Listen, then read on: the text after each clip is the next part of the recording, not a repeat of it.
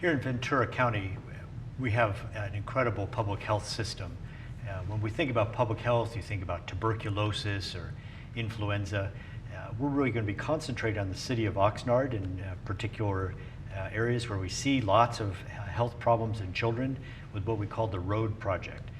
Reach out and read. We're going to be looking at obesity, asthma, diabetes, developmental screening, and a number of those things really have to do with the built environment.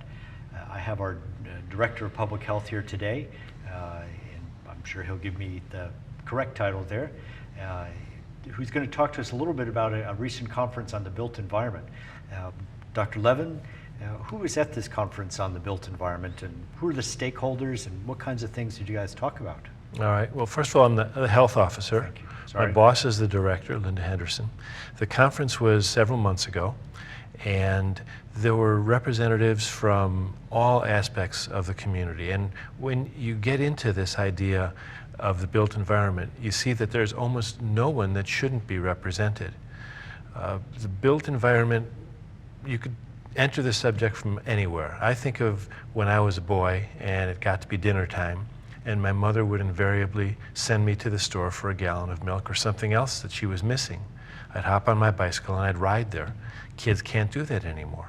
The roads are dangerous. There is no corner grocery store. If you want to go to the grocery store today, you've got to pile into your van or your car with your family and drive several miles. The reason this is important is because public health and a lot of other areas now think that the built environment is one of the main reasons that we have obesity in this country, and we do have an obesity epidemic in this country. The world has changed in so many ways. When we were young, Chris, many, many years ago, only about 6% of kids took the bus to school. Now, over half the kids in this country take a bus to school.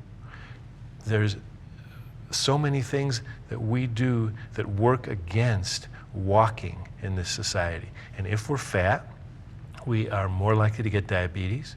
We're more likely to have heart disease. We're more likely to have a stroke. We're more likely to have joint pain and joint damage. We're less likely to exercise because we're fat, because we can't get ourselves to exercise. Well, certainly, we've just been taking a look at the Head Start community. We've looked at 300 children at Head Start just in terms of height and weight and blood pressure, and we're already finding age 3 and 5-year-old children high blood pressure. We've identified 12 children out of those 300 already with high blood pressure, 25% of them morbidly obese. So it's really what we're looking for. What kinds of changes would you make on a road so that it would be more friendly for families to walk on? Is there anything we can help with the grocery stores to maybe encourage them to make some changes on where they're located? And